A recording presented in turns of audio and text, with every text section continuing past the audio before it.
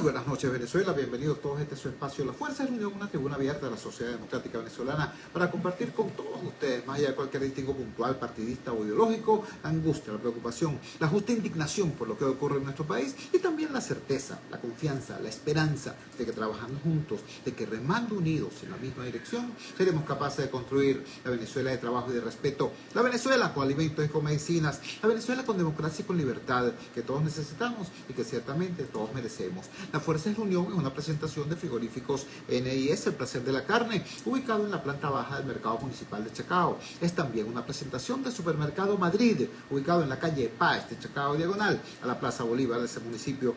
Queridos amigos, algunas informaciones de hoy, bueno, son realmente indignantes. Hoy se conoció que iba a ser presentado ante los tribunales el ingeniero Roberto Abdul.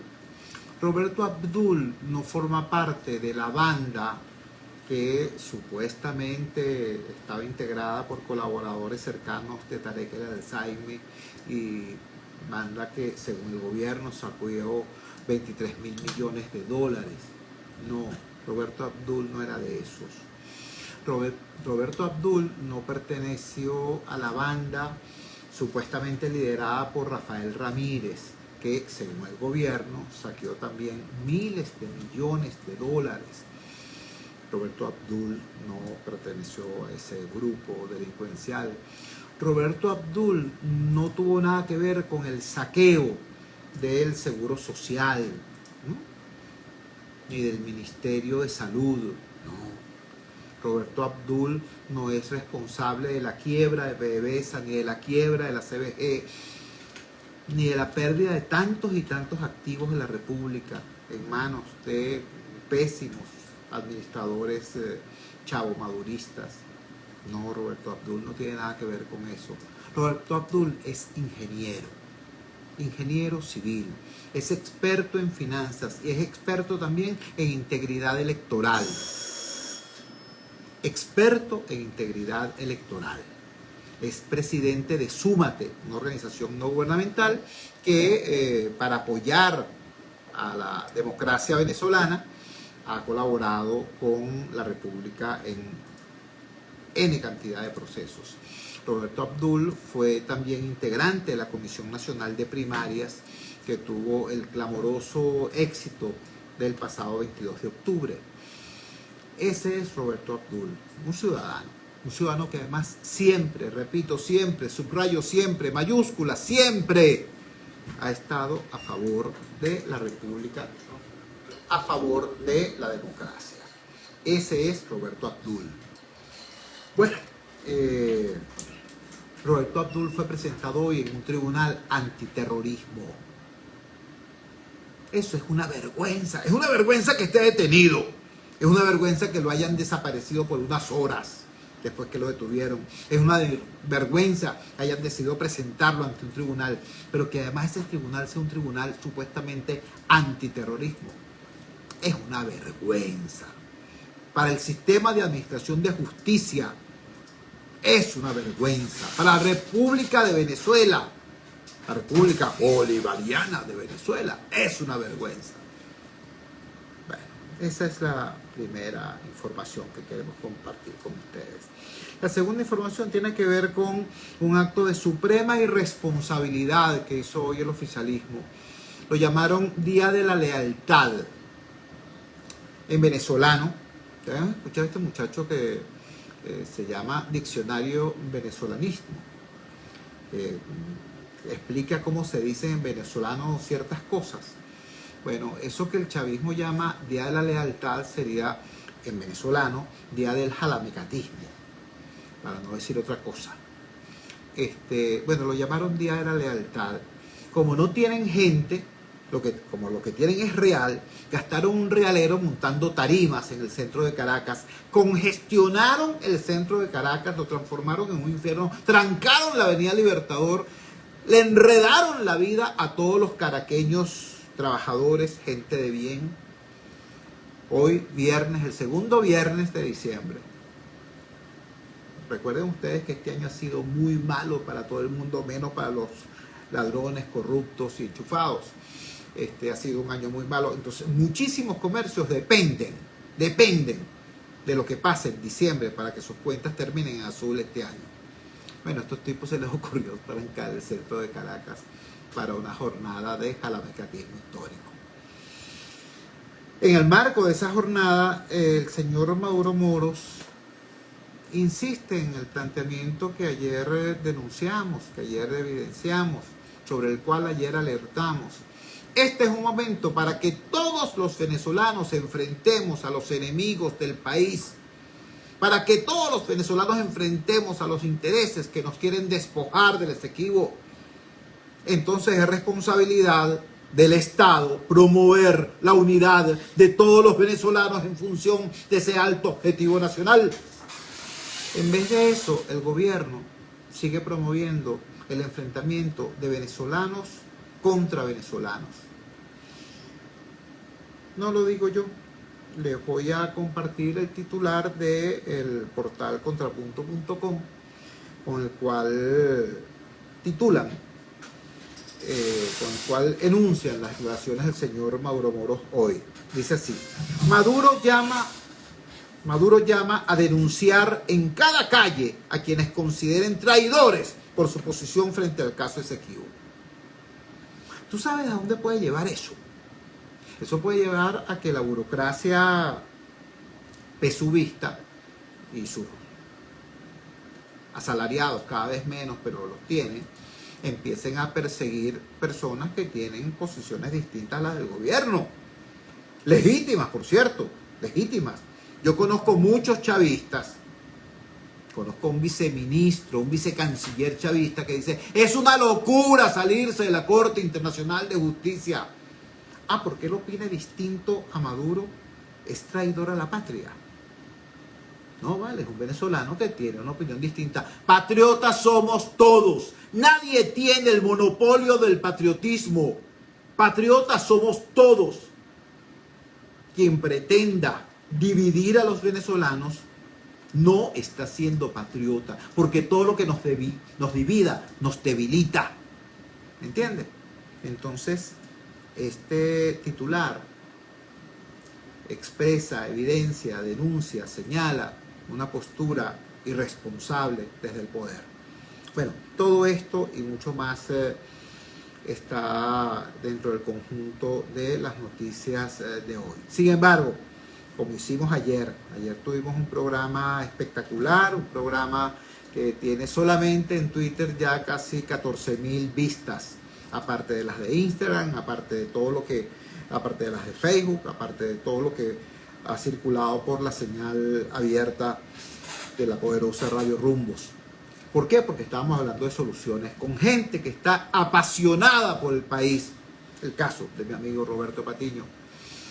Hoy tenemos un caso similar, un caso importante, el caso de la profesora Viviana Sabe Torres. Viviana Sabe Torres es una mujer venezolana y es importante esto, en primer lugar porque la mujer es un poco más de la mitad de la población del país, pero además es la mitad más emprendedora. Es la mitad que cuando se mete en la educación superior egresa antes y con mejores notas que sus compañeros masculinos, que cuando se mete en el mundo del trabajo obtiene mejores resultados que sus pares masculinos, a pesar de que casi siempre gana menos salario que sus pares masculinos. Esa es esa mitad y pico de nuestra sociedad que está integrada por la mujer venezolana. Por allá por el año 2017, nosotros vivimos tiempos muy oscuros, muy oscuros. Recuerden ustedes, tuvimos una victoria espectacular. El campo democrático tuvo una victoria espectacular en el año 2015. En el año 2016 pusimos todos los huevos en una sola canasta, el llamado referendo revocatorio. El gobierno nos quitó esa canasta. Así, los mismos que impulsaron ahorita el referendo consultivo, bueno, en el año 2016 no permitieron que se hiciera el referendo revocatorio, que era un derecho constitucional también. Y en el año 2017 aquello estalló en una situación de mucha irresponsabilidad.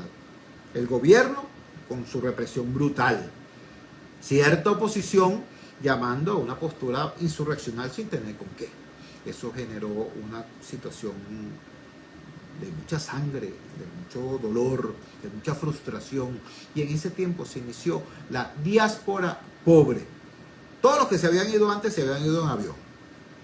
A partir del año 17 se inicia la diáspora de los que se fueron a pie y en autobús. ¿Por qué? Porque los pobres descubrieron súbitamente que Maduro era malo. No, ellos ya sabían que Maduro es lo que es. Pero en el año 17 comprendieron que la oposición no tenía brújula, no tenía un plan claro para lograr la alternabilidad en nuestro país. Y mucha gente se fue, mucha gente se fue.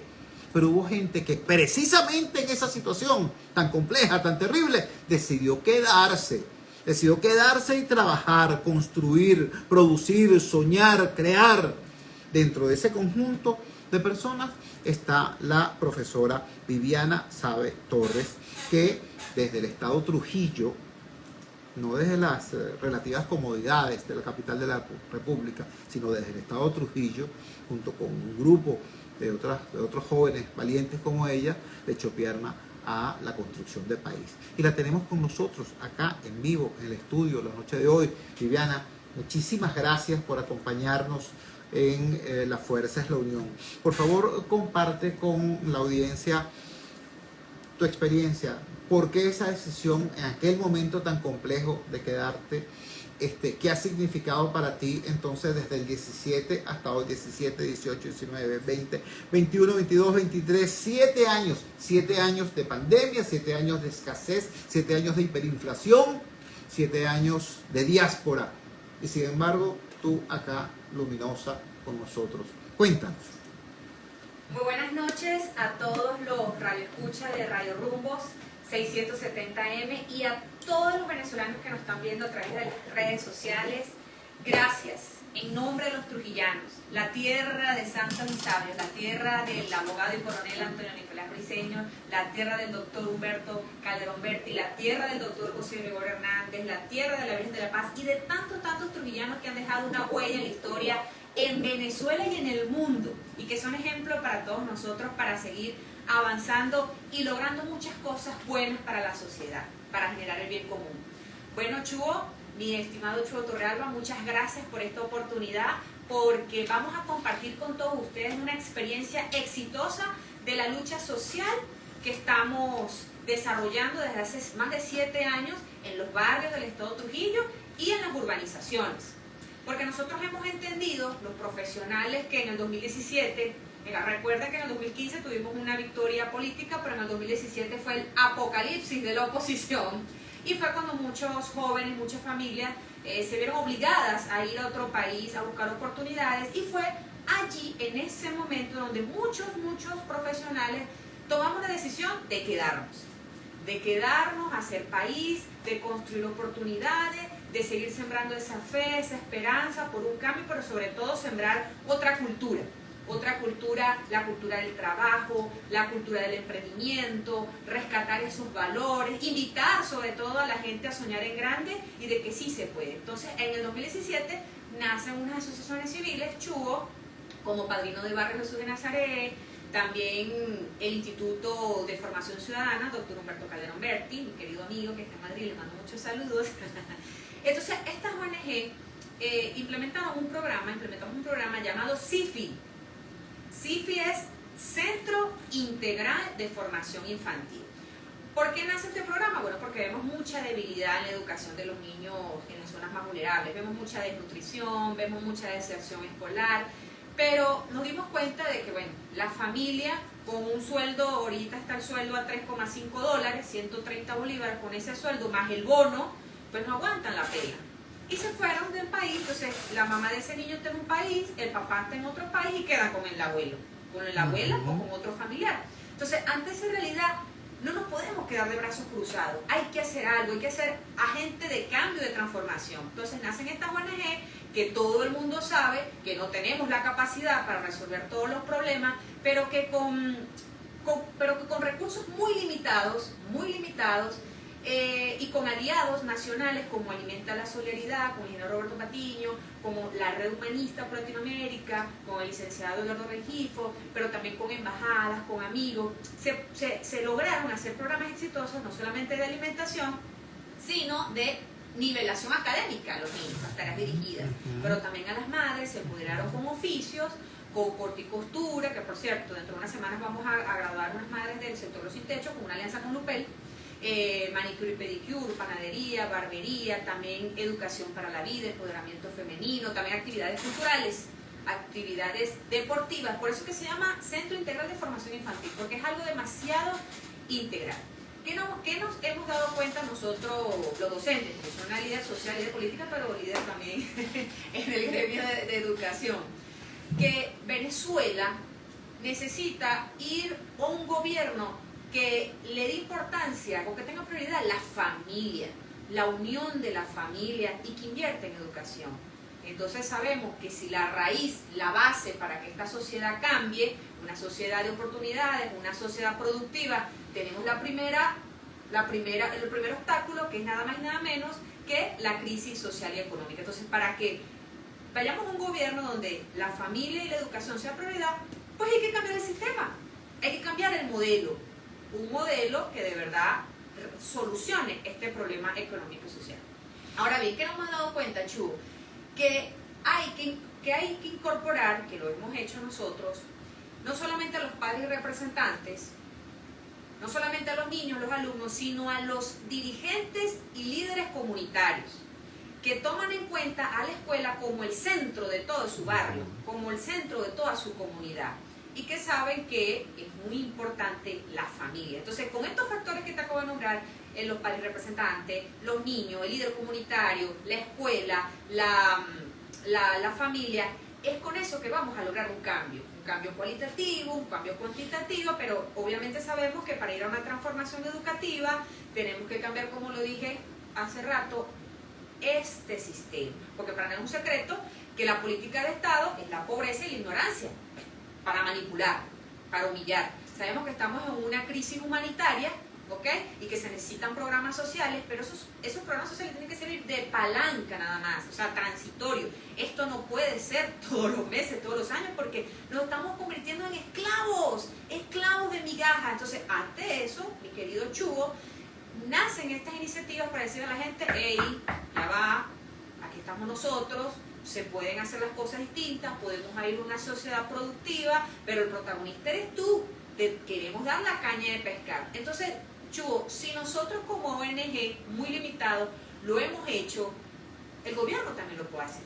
Claro que sí. El gobierno lo puede hacer si le interesara. Estamos conversando con Viviana Sabe Torres. Ella es dirigente social, es también activista ciudadana, es educadora y obviamente tiene una propuesta política para su comunidad. Ahora, yo quiero destacar la peculiaridad del ámbito geográfico, histórico, político donde ella trabaja, porque, por cierto, no es lo mismo hacer estas cosas en Chacao, en Baruta, en El Hatillo, incluso en el municipio Libertador de Caracas, que hacerlo, por ejemplo, en Trujillo. Mucha gente, uno le dice, mira, ¿y qué es Trujillo? Entonces te dirán, bueno, tú sabes, es una dependencia del Zulia. Otros dirán, ah, no, sí, es muy bonito, tiene muchas flores, etcétera, etcétera. Trujillo es una realidad compleja. Compleja por la problemática que tiene, pero también interesante por las oportunidades que presenta. Por favor, comparte con la audiencia cuál es el ámbito donde tú día a día, junto con tus compañeros de estas dos ONG y seguramente de muchos otros movimientos, dan esta lucha. Mira, cuando yo visito los 20 municipios y las 93 parroquias del Estado, yo siempre les digo, mira, Dios ha sido demasiado bondadoso con el Estado de Trujillo. Porque nosotros no solamente somos zona agrícola, nosotros somos también turismo, de todos los tipos de turismo, y nuestro fuerte es el turismo religioso, pero nosotros tenemos petróleo liviano, el más caro en todo el mundo. Tenemos más de 12 pozos y tenemos 2 puertos, imagínense, en el mismo municipio La Ceiba, tenemos el puerto La Ceiba y el puerto Moporo. Pero hay algo más interesante, todos los que nos están viendo a través de estas redes sociales, que Trujillo tiene minería no metálica. Tenemos el sílice para hacer el vidrio, tenemos la piedra caliza, el clinker para hacer el cemento, tenemos el feldespato para hacer la cerámica. Y uno dice, wow, pero o sea, Trujillo lo tiene todo para seguir adelante. ¿Y por qué Trujillo es el tercer estado más pobre del país? No se justifica, no se justifica. Entonces a la gente hay que formarla, hay que capacitarla y decirle, mira, tenemos todo para seguir adelante. Cuando logremos un cambio de gobierno, tenemos que luchar por la descentralización, porque el petróleo del estado de Trujillo lo reportan como Zulia. Y vamos a esa lucha de la descentralización. ¿Por qué? Porque el gobierno regional, y bueno, y nacional también, debe crear un fondo. Tiene que, por ejemplo, si vamos a ir a una reforma del sistema educativo, hay que crear un fondo único para la educación, para la agricultura, pero como estamos hablando de educación, y tenemos que saber que es un proceso gradual, Chugo, un proceso gradual donde hay que establecer metas, donde hay que hacer un presupuesto y empezar a ejecutar ese cambio. Por ejemplo, la ministra Yelisa Santaella hace unos meses anunció que 2.000 centros educativos a nivel nacional iban a pasar a la escuela técnica. Resulta que yo soy docente en la Escuela Técnica Salesiana Santo Tomás de Aquino, Don Bosco. Yo tengo 6 años ejerciendo la docencia, yo soy contador, soy administrador de recursos humanos, estoy estudiando Derecho, soy una especialización de políticas públicas en iglesia y soy docente. Entonces, ¿qué me he dado cuenta yo? Que bueno, esa iniciativa es buena. Claro, nosotros graduamos jóvenes en electricidad, en refrigeración, en mecánica, pero ojo, eso es bueno, pero el sistema es como cuando tú le partes la pierna a alguien y luego le regalas la muleta, porque los jóvenes salen a comerse el mundo, a estudiar, pero también a emprender, a tener una fuente de ingresos, pero no pueden registrar su iniciativa, su sueño, su proyecto, porque cuando van al registro tienen 1001 trabas que nadie puede pagar eso, nadie puede pagarlo. Entonces, tenemos que ser coherentes. Entonces, ¿qué les quiero decir yo? Que Trujillo tiene demasiadas potencialidades, creando un fondo único para que con esa descentralización Trujillo invierta en educación, invierta en salud, invierta en agricultura. No puede ser posible que los agricultores de la zona andina se vayan para Barinas a protestar porque resulta que están pasando ilegalmente los camiones que no le presentan ni la guía, cuando todos nuestros agricultores que salen de la zona alta, de Cabimbú, de Tuñame, de Jajó, de Bocono, vienen para acá, para Caracas, los matraquean en todas las alcabalas. Entonces hay un desánimo, hay una pérdida, hay que invertir en laboratorios para crear la semilla, hay que darle crédito bancario, hay que darle asistencia técnica. Entonces hay mucho trabajo por hacer, Chugo, pero estamos nosotros, porque esto no, lo que pasa en Venezuela no es un problema generacional, es un problema de capacidad. Y gracias a Dios, muchos jóvenes como yo, profesionales, pues hemos demostrado a través de distintos espacios, de distintas ONG, haciendo trabajo social, de cómo se debe hacer la política, de cuál es el camino, de cuál es la ruta, de cuál es la estrategia, de cuáles son las ideas, porque la gente tiene que saber cuáles son las ideas para que la gente diga, ah, bueno, sí podemos ir adelante. Claro que sí, lo tenemos todo, necesitamos un cambio de sistema, un cambio de modelo. Así es, estamos conversando con Viviana Sabe Torres. Ella es docente, ella es activista ciudadana, ella tiene una propuesta política para su comunidad, su estado. Ahora, Viviana, qué complicado es el ejercicio del activismo social, el ejercicio de la construcción de una alternativa política para cualquier ciudadano, para cualquier venezolano, pero para una mujer es mucho más difícil. Mira, en mi humilde experiencia en el trabajo comunitario en el centro del país, por lo menos 8 de cada 10 activistas comunitarios son mujeres, mujeres que empezaron defendiendo su casa y sus hijos, siguieron defendiendo su cuadra y su calle, terminaron defendiendo el barrio entero.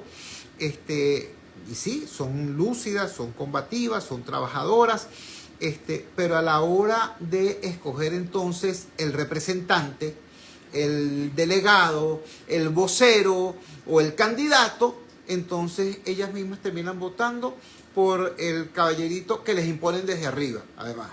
Entonces, es complicado y creo, yo tengo un profundo respeto por la cultura andina. Creo que, pero no en balde gobernaron nuestro país los andinos durante tantos años. pero uno de los datos también de la cultura en el interior del país, en algunas zonas más que otras, es precisamente el lugar poco preponderante que se le reconoce a la mujer. Cuéntanos, ¿cómo es desde esa perspectiva esa lucha por la construcción de una alternativa social y política en Venezuela desde el activismo femenino? Desde que empezamos con esta ONG visitando barrio por barrio, nos dimos cuenta que es la mujer la primera que se pone a la orden para generar el beneficio o el bien común de su comunidad. Son las primeras que están participando en la mesa técnica del agua, se dañó un poste, o sea, siempre están solucionando algún servicio público de su comunidad, y son actividades culturales, deportivas, religiosas, y nos dimos cuenta de eso mismo. Entonces, nosotros también, a través del Instituto de Formación Ciudadana, Dr. Humberto Calderón Berti, empoderamos a la mujer para que entiendan que esos cargos tan importantes que Trujillo y que Venezuela requiere, también necesitan conocimiento, obviamente, capacidad, pero también esa mano firme y esa mano amorosa, porque no solamente según las encuestas, sino también por el día a día, la mujer es más honesta, la mujer es más dedicada, la mujer es la que pone orden en el hogar, la que administra los recursos y la que los estira. Entonces, tantas cualidades que tiene la mujer, debemos seguir luchando, no de esa lucha feminista, no, porque yo creo en las capacidades de la mujer, pero no me voy al extremo, ¿no? Yo creo en el desarrollo del ser humano, pero la mujer tiene unas cualidades muy bonitas que benefician a la gerencia. Y hay muchos casos exitosos, desde Angela Merkel en Alemania, también Margaret Thatcher en Reino Unido. Hay tantas mujeres, también, bueno, Marta, la ex vicepresidenta de Colombia. Hay muchos modelos de mujeres exitosas. Entonces, ¿qué estamos haciendo, mi querido Chu? En las comunidades diciendo a la gente, bueno, si tú eres la encargada de hacer esas actividades tan bellas, siendo útil a la gente de la comunidad, pues tú también puedes ser concejal. ¿Por qué no? Entonces, es eso, es invitarlas a soñar y decirle, mira, tú puedes. Entonces, estamos en ese empoderamiento femenino. Estamos conversando con Viviana Sabe Torres, dirigente política, dirigente social, docente, activista ciudadana del Estado Trujillo. Tiene una larga experiencia de esta lucha desde el año 2017.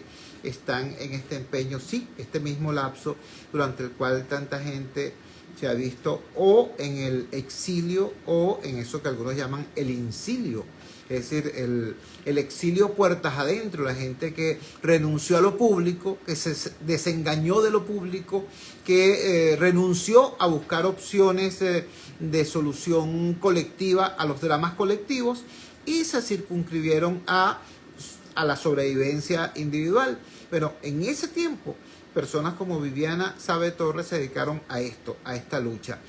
Yo creo que es innecesario porque los oyentes de este programa conocen nuestra posición desde hace mucho tiempo, pero para quienes se incorporan recién a estas transmisiones, quisiera recordarles que para nosotros el problema, comillas, el problema de la mujer no es de la mujer, ni siquiera es de las feministas, es un problema del país. Ningún país, y Venezuela es una muestra patética de ello, ningún país puede salir adelante deprimiendo, desconociendo, segregando y hasta asesinando a su mitad más productiva. Por eso digo, no se trata de feminismo, se trata de humanismo, y el feminismo en realidad es eso, es un humanismo radical en el mejor concepto de la palabra radical. Entiéndase lo siguiente, la historia cambió, el mundo cambió, la economía cambió. En la economía de la primera y la segunda ola, la fuerza física era un valor muy importante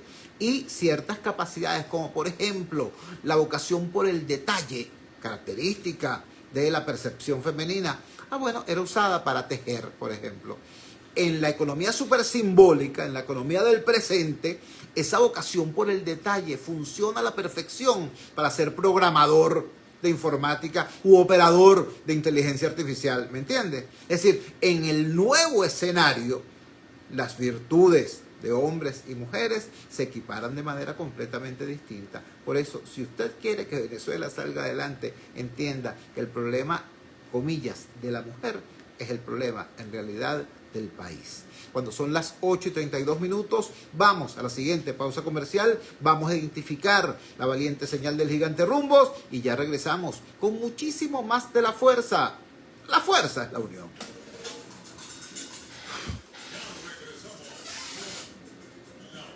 ¿Cómo se siente, doctora Viviana?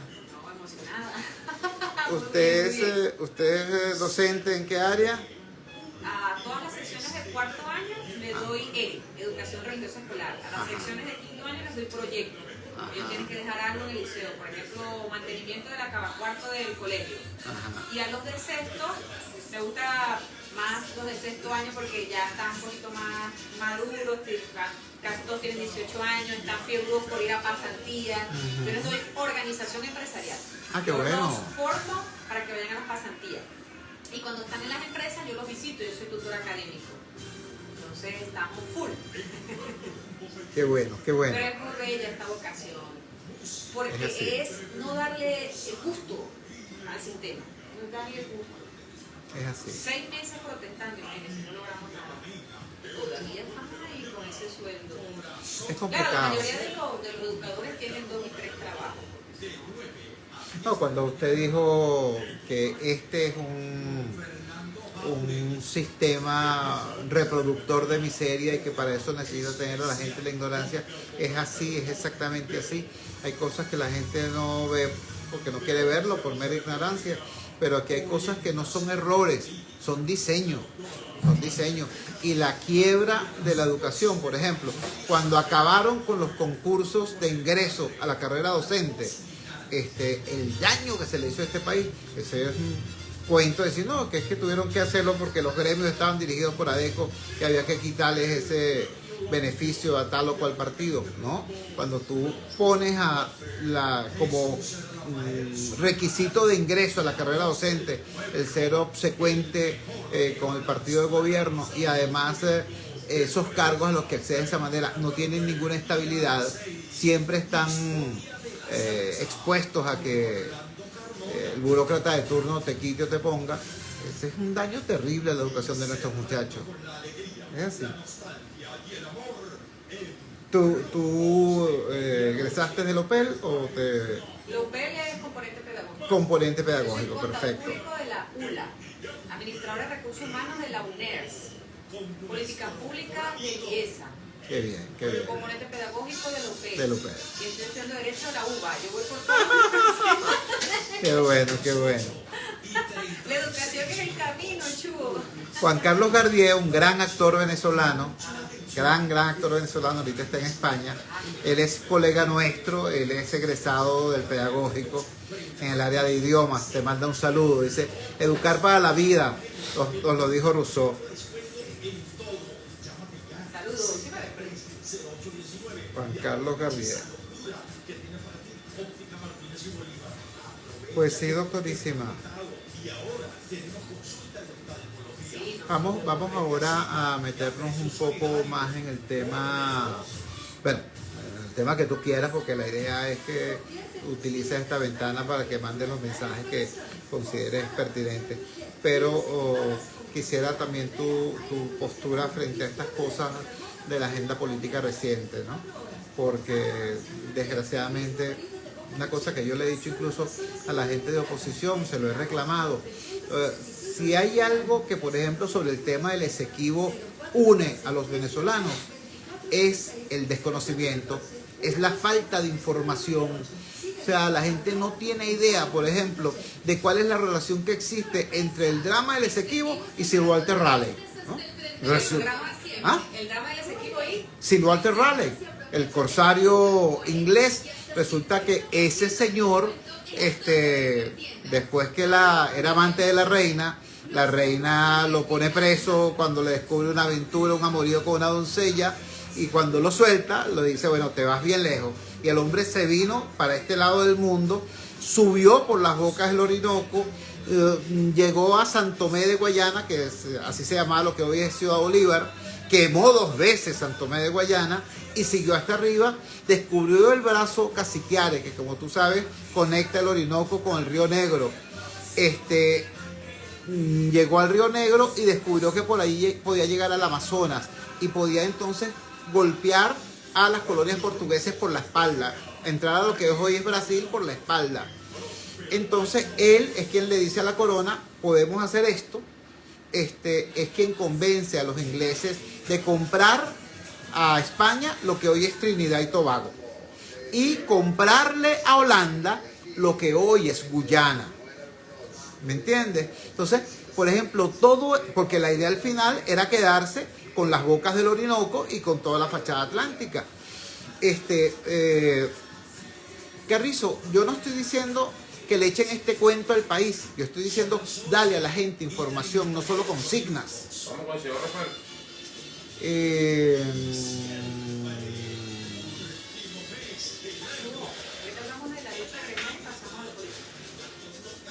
Vamos a lo que usted diga. Me olvidó hablar de la lucha gremial. Vamos a lo que usted diga, profesora. Feliz. Bueno, fíjate, tú ese es un ejemplo. Es insólito que siendo, o sea, cuando uno dice los maestros, eso es una injusticia porque la inmensa mayoría del componente del sector magisterial son maestras. ¿No? Y siendo la FBM un gremio histórico, primera vez que hay una... Regresamos a La Fuerza es la Unión. Estábamos conversando sobre el tema de la reivindicación de la mujer con esta dama que tenemos al frente, Viviana Sabe Torres, dirigente educadora, dirigente social, dirigente política del Estado Trujillo, que hoy nos acompaña, y le poníamos como ejemplo eso. Por ejemplo, el gremio magisterial está conformado fundamentalmente por damas. Uno dice los maestros de Venezuela, pero en realidad deberíamos decir las maestras, porque casi todos los docentes o la inmensa mayoría de los docentes son en realidad damas, son maestras. Pero hoy, por primera vez en toda su historia, el gremio de la Federación Venezolana de Maestros tiene como presidente una mujer. O sea, primera vez en casi un siglo de historia que un presidente es mujer. Y por cierto, les ha tocado una lucha extremadamente dura. Háblanos de esa perspectiva, de la lucha gremial. Sí. Definitivamente en Venezuela ser docente es ser un héroe. Nosotros tenemos prácticamente 2 años continuos en la calle. El año pasado, todos los meses en la calle para poder lograr un bono vacacional que se desapareció, se volvió sal y agua. Pero este año, desde lo que fue enero hasta junio, fue muy fuerte, Chugo. Nosotros marchamos, mira, 3 veces a la semana, a veces 4 veces a la semana, en Trujillo Capital para la gobernación, en Trujillo Capital para la zona educativa, en la avenida Bolívar de Valera. Nos reuníamos todos los docentes de casi todos los municipios, dando la batalla, alzando nuestra voz de protesta, no solamente por salarios dignos, porque nuestra lucha no es solamente salarial, es más allá. Por eso es que este programa, yo siempre digo, voy a hablar en la radio de la educación popular, porque la educación popular va más allá del conocimiento, van los valores, van los principios, va el trabajo como valor, va el pensamiento crítico, va la inclusión de la familia, la inclusión de la comunidad. Y nosotros en esa lucha no solamente era el sueldo, sino también las becas de los niños, la alimentación. Nuestra propuesta en el Estado Trujillo es que los comedores funcionen de lunes a lunes.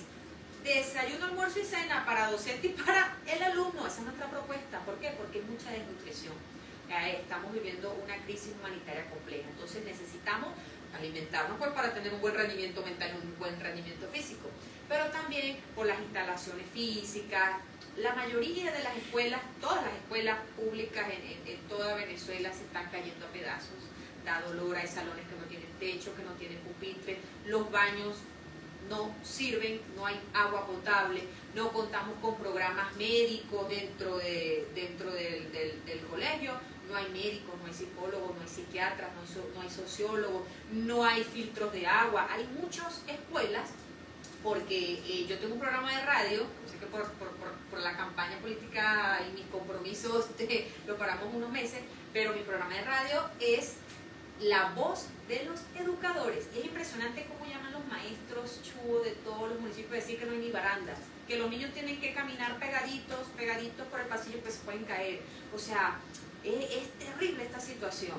Y necesitamos alimentación, beca, pero el maestro también necesita esos beneficios, nivelación académica, plan de vivienda, de transporte, todo eso se perdió, todo eso se perdió. Entonces, la lucha de nosotros, del gremio, de todos los distintos gremios y sindicatos de educación, va más allá del sueldo digno. Es todo, es infraestructura, es el seguro social. El IPASME, por Dios. Exacto, exacto. Entonces, todos esos beneficios los perdimos. Y nosotros pues prácticamente estamos financiando la educación.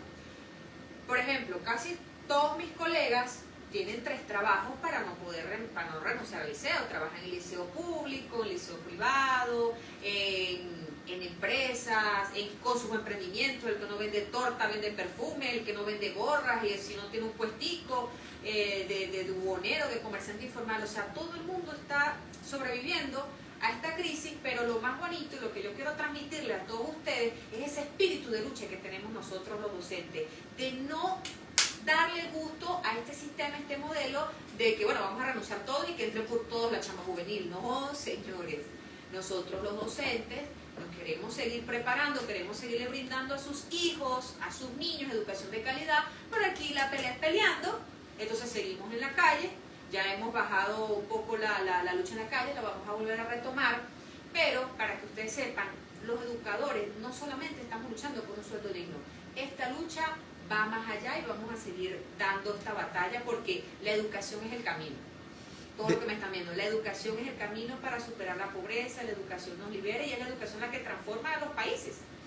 Desde Maracay te está viendo el profesor Roberto Chino Sánchez Nieves, desde Maracay. Saludos, Roberto. Desde Margarita te está viendo la profesora Josefina Ávila Ramírez, destacada docente, ya jubilada. Muy joven, pero ya jubilada. Un gran abrazo. Hablemos ahora del tema, el inevitable tema político. Digo inevitable tema político porque si uno empieza a hablar, por ejemplo, del agua, o si empiezas a hablar de los apagones, o si empiezas a hablar de la educación, o si empiezas a hablar de la salud, al final llegas a una misma pared. Esa pared es un sistema político que tiene unas ramificaciones y unos usufructuarios económicos y que han construido todo un aparataje de justificación ideológica para tanta incuria. Como tú bien dijiste, aquí hay cosas que no son casuales, que no son errores. Hay una manera de entender la relación Estado-sociedad y la relación partido-Estado que transforma los derechos de la gente prácticamente en caricaturas. Por eso es que te metas por donde te metas, terminas siempre debatiendo sobre el tema político. ¿Cuál crees tú que debe ser la postura principista de un activista ciudadano, de un educador, de un venezolano, frente a esta situación que tenemos? Tenemos por un lado un gobierno que nadie quiere o que casi nadie quiere. La cantidad de activistas chavistas de base que yo conozco que detestan al gobierno es impresionante. Pero tenemos también una oposición que no hace exactamente lo que hay que hacer para construir confianza y credibilidad. ¿Cuál es el camino para los ciudadanos cuando tenemos dentro de apenas 12 meses la posibilidad de salir de este drama? Sí, después de tantos errores de la oposición, desde la carnicería interna de los compañeros de un partido de otro, errores como no ir a los barrios porque es señalar a aquel chavista que está en la punta del cerro que es culpable de que esto siga así. No, todos esos errores nos llevaron a que estemos donde estamos, ¿okay? De que no avancemos en esta lucha por la libertad y la democracia. Entonces, ante tantos errores de los partidos políticos, o yo le llamo errores del centralismo caraqueño. Nosotros en las regiones estamos claros que un grupo pequeño de políticos de oposición acá en Caracas, pues también han sido culpables de esos errores y las regiones quedamos todos como fuera de base. Digo, pero ¿qué pasó? No nos preguntaron y cómo es esta estrategia, vamos por el barranco y todos tenemos todos que irnos por el barranco. Entonces, entre tantos esos errores, la gente empezó a despertar esa conciencia ciudadana, esa responsabilidad ciudadana de decir, bueno, esta lucha no es de los partidos políticos, Yo quiero ser protagonista del cambio. Yo no aguanto que mi familia se siga separando. Ahora voy a tomar cartas en el asunto. Porque antes había mucha indiferencia, Chugo. Antes, bueno, si yo no trabajo, no como. Ese era el común en los barrios. Si yo no trabajo, no como. Sí, pero no comen. Pero ahora ya sabemos que no hasta trabajando no, no comes tampoco. No comes bien, no tienes servicio eléctrico, no tienes servicio de agua, no tienes nada. Entonces, ya la gente, gracias a Dios, ha venido poco a poco, la sociedad ha venido despertando y decir, bueno, esto se le escapó las manos a los partidos, ahora yo, que soy independiente, que nunca me había interesado en esto, que yo era niní, o que yo era indiferente, o que yo era obsesionista, no, ya basta, ahora yo doy mi paso como ciudadano. Y por eso es que se nos ha hecho fácil, Chugo, que todos esos líderes sociales, religiosos, culturales, deportistas, den ese paso político para contribuir a un cambio por la libertad, por la democracia y por el progreso. Por eso es que vimos lo que pasó el 22 de octubre. Eso fue una victoria ciudadana, eso no fue una victoria de los partidos políticos. Fue impresionante cómo nosotros en el estado de Trujillo organizamos, se nos hizo fácil, gracias a Dios, organizamos, por ejemplo, cada candidato de las primarias tenía que formar como miembro de mesa 1200. Y nosotros los teníamos y los logramos. Los otros candidatos llegaron a 200, a 80, pero ya mira la diferencia. ¿Pero por qué logramos formar como miembros de mesa a 1200 para la candidatura de María Corina? Bueno, porque eran ciudadanos que se pusieron a la orden, que dijeron, enséñenme, ¿qué es lo que tengo que hacer? ¿Cómo es miembro de mesa? Ah, pero ¿cómo se diferencia el testigo de mesa? Bueno, inclúyanme. Yo me quiero poner a la orden porque yo quiero conocer a mi nieto, que lo conozco por videollamada. Yo no tengo plata para ir a Perú, yo quiero que esto cambie para que la gente se regrese. Entonces, ese trabajo lo hemos estado haciendo es por eso, porque la misma gente se cansó, despertó y entendió que la responsabilidad de este rescate nacional de cambiar esta situación, pues depende de cada uno.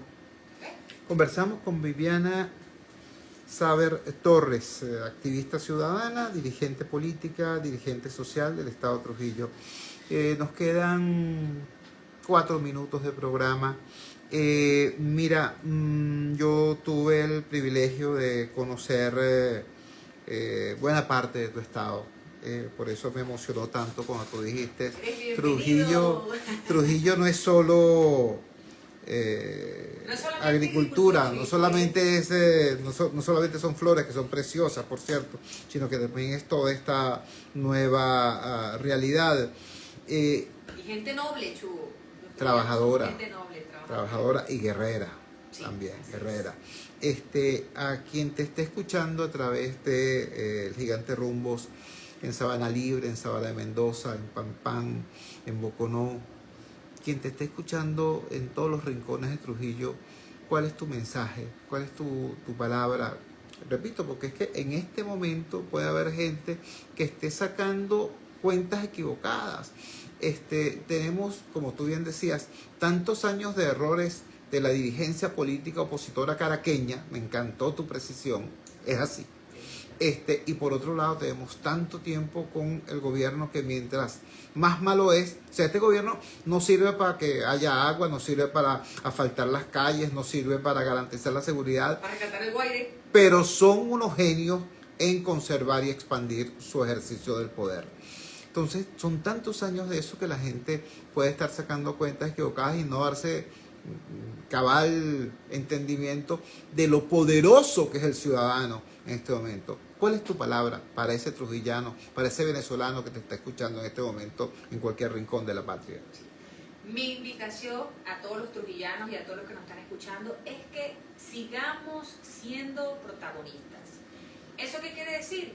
Que todos debemos organizarnos desde nuestras comunidades, desde nuestros sectores, desde nuestras localidades, para dar la lucha, para dar la batalla. ¿Por qué? Porque el cambio tiene que venir, Chugo, de abajo hacia arriba.